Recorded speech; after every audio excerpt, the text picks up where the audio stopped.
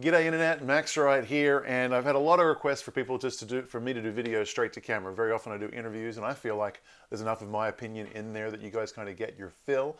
But I've had a number of people email me and say, hey, can you please just do you just straight to camera and give us a catch up directly? So that's what this video is about. I'm going to go ahead and do it. So what I'm going to do is a little bit of a catch up. We'll start on the macro. We'll talk about the world economic situation, and we'll head towards understanding Bitcoin, trying to figure out exactly how we should be positioned, coming into the halving and things like that. So let's start high level macro. We have the biggest thing to note at the moment is that we have 3 of the 4 biggest economies in the world in recession. So US is number 1. They are claiming not to be in recession. That's the exclusion. And then you have China. They're in recession. They're in an absolute mess. They've got demographic collapse happening in a big way. They've got the ridiculous real estate bubble that they inflated. So if you think about that concept, just put those two together. Forget about the fact that they've built all these ghost cities. Forget about the fact that Evergrande and their other, second biggest real estate development company has collapsed and filed for bankruptcy. Forget about all that. Understanding the demographics of the nation, they are going to be pretty close. They're going to lose up to about half of their population in the next 20 or 30 years. But maybe let's call it 30%. Let's do whatever you want to call it. Just their need for housing is going to absolutely plummet over the next 2 decades, and they've gone ahead and overbuilt all these massive ghost cities. And what you have is in that particular country, it's very different to the U.S. In that particular country, 70% of the nation's wealth is held in real estate, and the value of that wealth is about to collapse. So China is in absolutely all kinds of trouble, just big trouble. They've completely halted trading on their stock market, and the economy is going to be an absolute free-for-all. So China is a complete mess. You have Japan and Germany at 3 and 4, and they're pretty close. They're going back and forth depending on who's losing fastest at any given time. But they're both in recession. Japan, you have the largest debt to GDP ratio in the free world. And Germany, you have years of idiotic, Green Party garbage. How would I say that? They've destroyed their economy with their ridiculous energy policy. And so cost of manufacturing there is skyrocketing, cost of living there is skyrocketing, and they're going into a massive decline. So, you've got these 3 countries leading the way, the 2nd, 3rd, and 4th biggest economies in the world, leading the way in this global recession. So very important to understand this going in, because we live in an environment where everything is interconnected. If you'll remember the 2008 crisis, the trigger for that was a collapsing Icelandic stock market. That's what they kind of traced it back to and said that was the pin that pricked the bubble that caused the global financial crisis. And if you think about, you got these three of the 4 largest economies in the world into recession. You've got a serious problem, and that's going to take many months and years to play out. But I'm expecting a complete global recession here in the next 12 to 24 months. So we've got to think about what that means, and what that means to stock prices, what that means to Bitcoin prices, and just understand those forces. And I think that's a good way to think of it, understanding forces. I think the analogy I use, if you have a sailing boat bobbing around in the ocean, and you have current pushing this way and you have the wind pushing that way. Well, which way does the sailboat end up going? Well, you have to add those 2 vectors together. Okay, so I've just told you, I've shared one vector with you. It's a very scary vector. It's a global recession, the massive deleveraging of a massive worldwide bubble in pretty much everything, potentially the pin being pricked. So that's one vector. Keep that up your sleeve. That's one vector. Now let's move on to another vector. Another vector I want to talk about is the banking situation here in the US. There's a lot, so the US being that one economy in the top 4 that is not in recession yet, we have a situation where commercial real estate is in all kinds of trouble. The vacancies are way up for obvious reasons, a lot less people needing to go to the office, and a change of just the changes that COVID brought about. We don't want to do that anymore. You have massive increase in interest rates. So a lot of commercial things that were cash flow positive And when they go to renew their debt, they're going to be cash flow negative. Very, very important to understand what's going on there in terms of how the commercial real estate world works. If you're not familiar with it, you might assume that it's similar to the residential market. It's like there's a big building there downtown, and you probably think they take a 30-year fixed lease. They do not. That is not how the commercial real estate world works. Typically, their loans are only 5 to 10 years. And it's not that they pay them off there. It's like a 30-year arm, but they have to roll that debt over every 5 to 10 years. They have to go and reapply, which means their cash flow has to make sense at the time of application, and the value of the real estate has to make sense at the time of application. So every 5 to 10 years, they have to go back to the banks and reapply to get a loan and pick that up, right? And if your values are down and your cash flows are down, it means that there's going to be a lot of forced selling. Banks are going to say, no, we don't want to do that. Especially what's happening while they're watching what's happening in China. We understand that that world, we live in a contagious world right now when it comes to the economic stuff like that. And so what will happen is all of those things are combining to mean that the real estate market here in the US is very, very fragile. So that's super important to understand about here. You then lead that into the banking crisis. So last March 2023, we saw Signature Bank, First Republic, and a handful of other banks, and Credit Suisse in Europe. We saw the banks get into big trouble. The Fed rushed to the rescue with a 12-month program that said, we will buy your assets over and above asking for the next 12 months for you to sort yourself out. That program is due to expire in March. That's next month, March 2024. So, you know, it's only a couple of weeks away that we're looking at this, right? I think it's March 13th, if my memory is correct. And the Fed is telling us that they are not going to renew that program. Now, I'm not sure if, I don't believe that, basically. I think that they will, if push comes to shove, they will renew.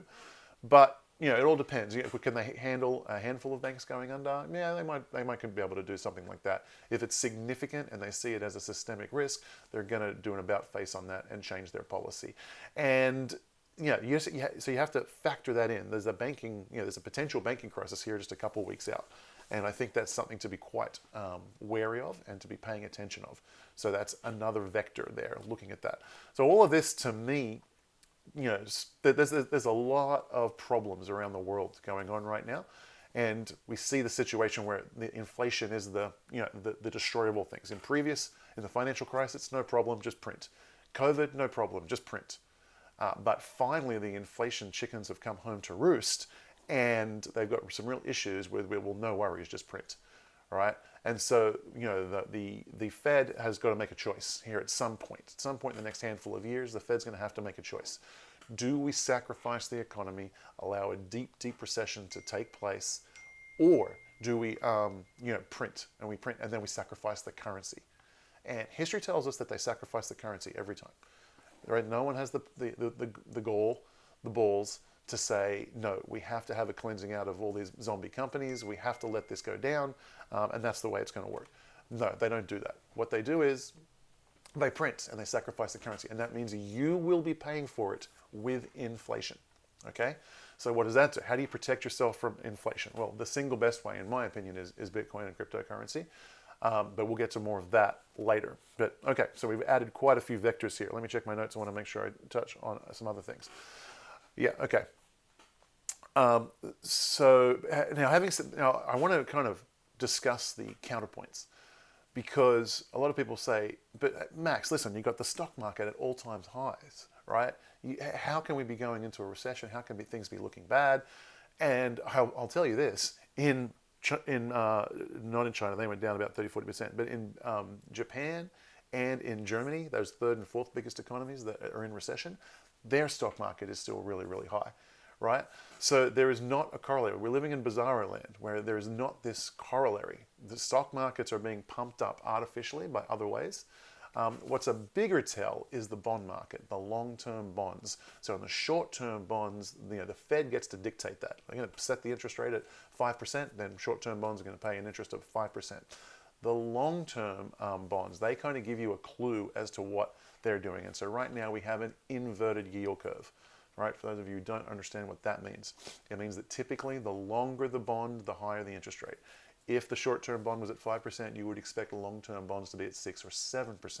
That is not the case.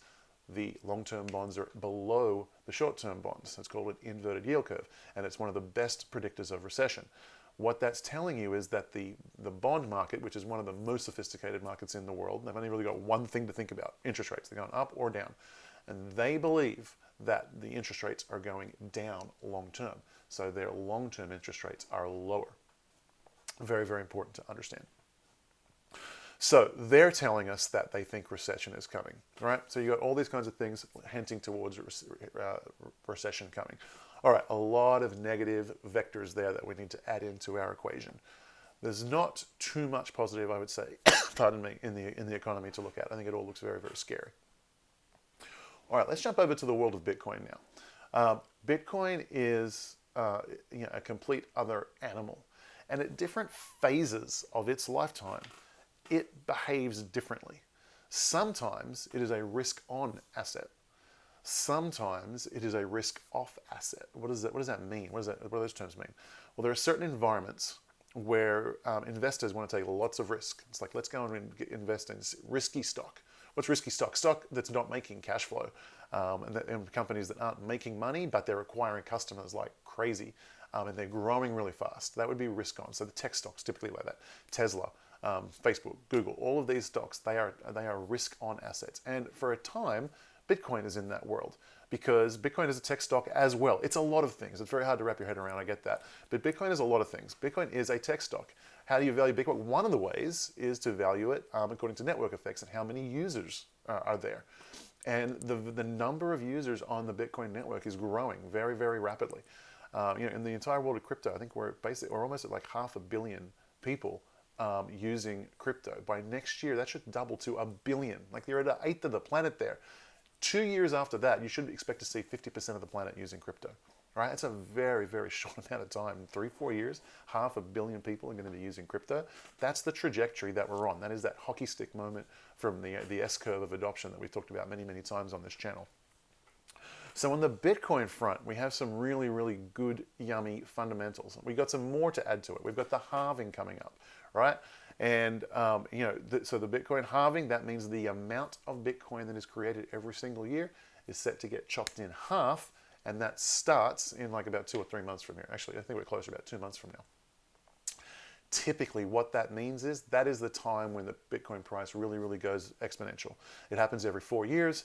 If you look back in history, you'll notice that in 2013, there was a halving in December 2000, maybe it was November actually, November 2012.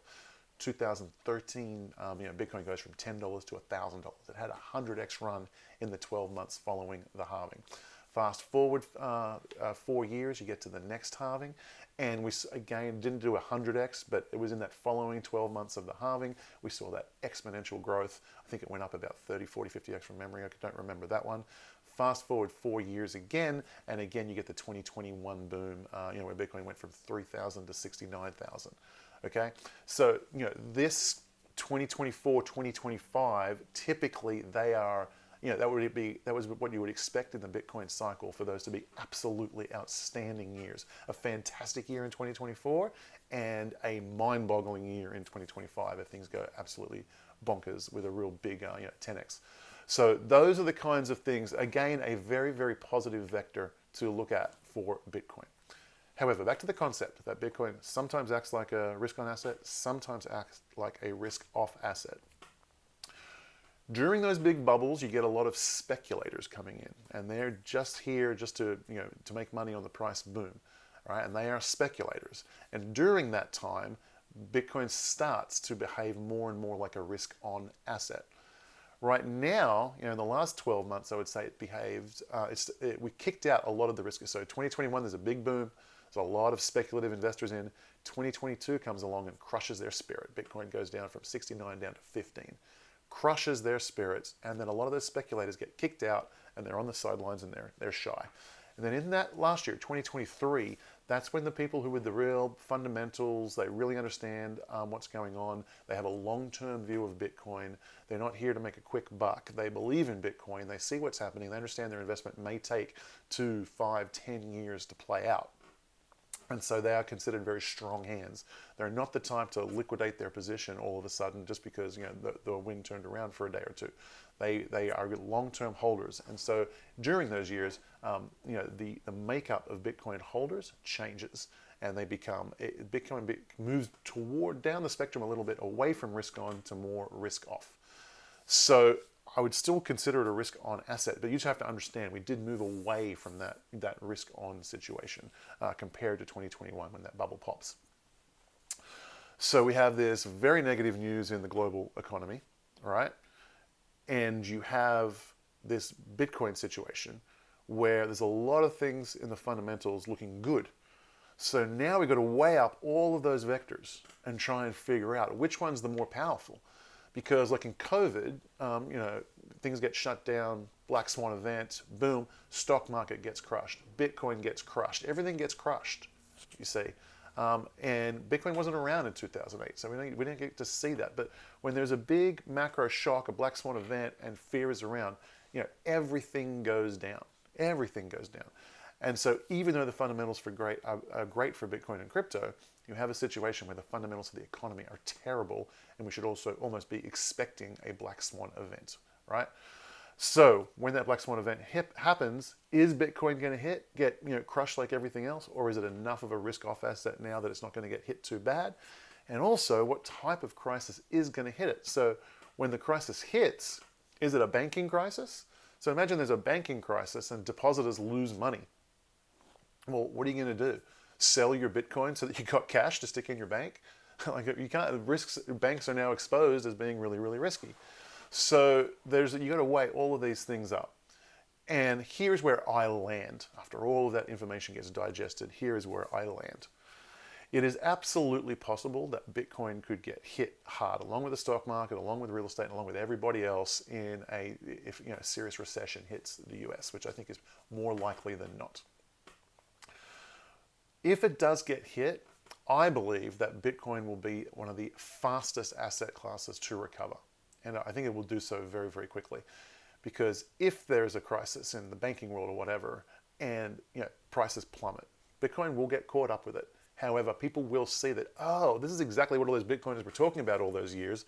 That's risky. We need to be outside of the system. The system is broken. The system is scary.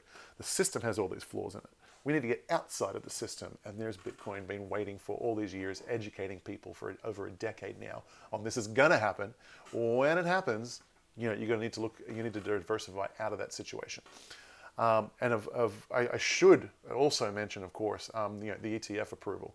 So two big things that happen in the Bitcoin world. If you go back about 2 years, I think, Michael Saylor, the world's largest individual Bitcoin holder, I believe, he said that Bitcoin needs two things to really take off.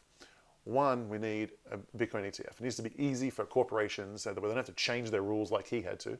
He had to go back, he had to basically offer, like when Musk bought out Twitter, the share price, I don't know what it was, let's say it was $50.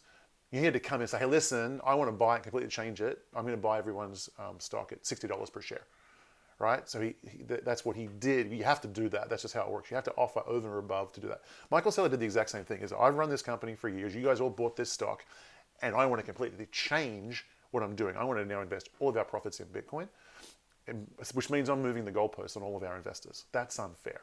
I'm willing to come back and buy, let's say the price was $50, I'm willing to buy all the stock out there for $60 so that none of the investors can lose, but I'm telling you all I'm going to change directions. If you don't want to accept my offer of $60, no worries, just understand the company's changing directions. We are going to start investing all our profits in Bitcoin.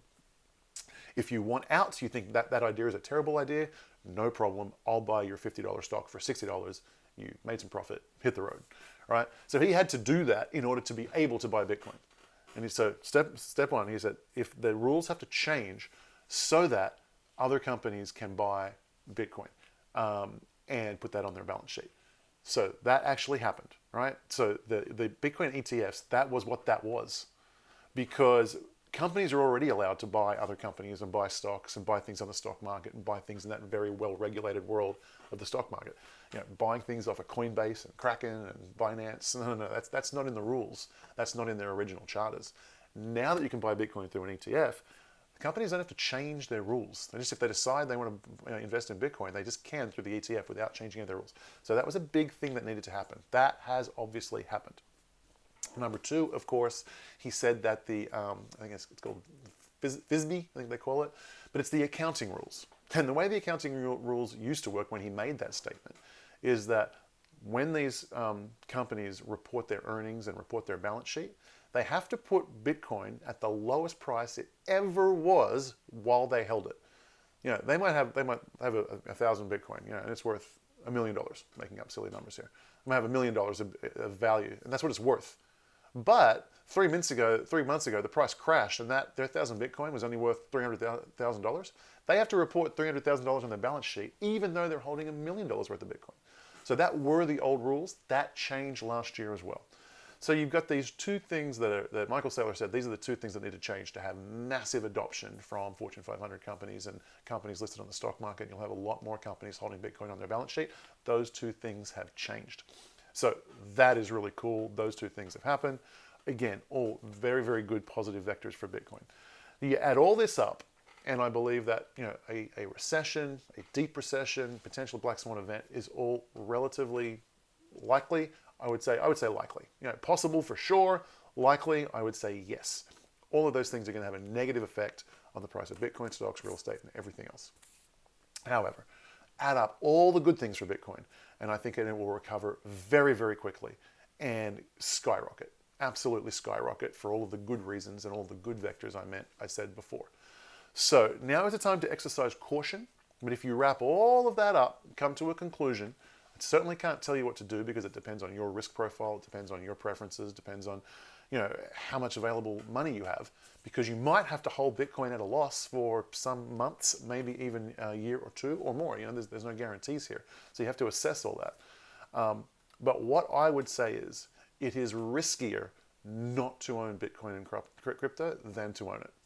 Right? And that's, you might be familiar with that phrase because I said that a little over a year ago when Bitcoin was in that $15,000 to $20,000 mark. And I said, okay, guys, can things go wrong with the economy? Can things go poorly? Can things go bad? Can Bitcoin go down? You can do all of those things can happen. But the thing you need to remember is it is riskier not to have Bitcoin than to have Bitcoin. And in that time, Bitcoin's gone up, you know, 250% from, you know, the $15,000 to $20,000 mark up to $50,000.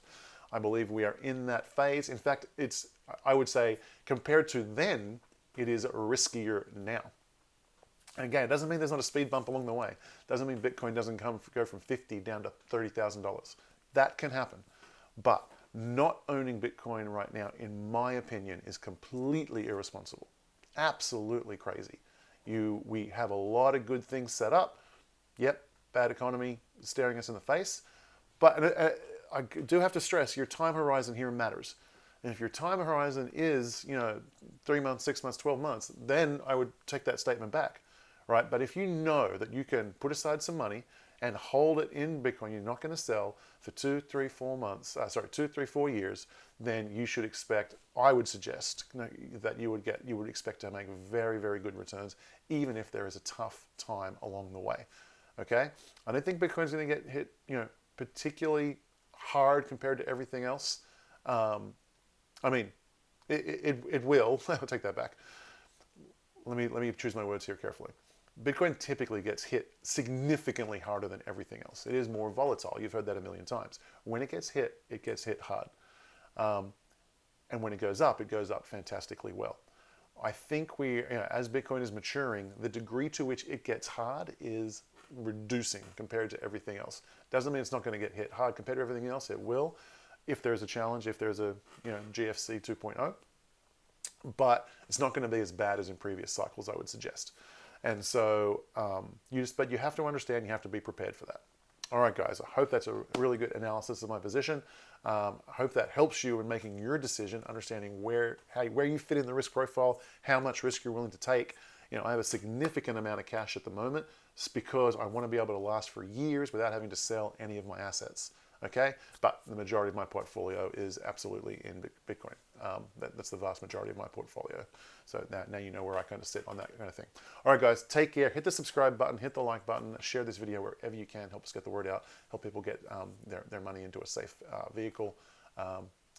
and yeah, we'll work together and make the world a better place. Take care, guys. Bye.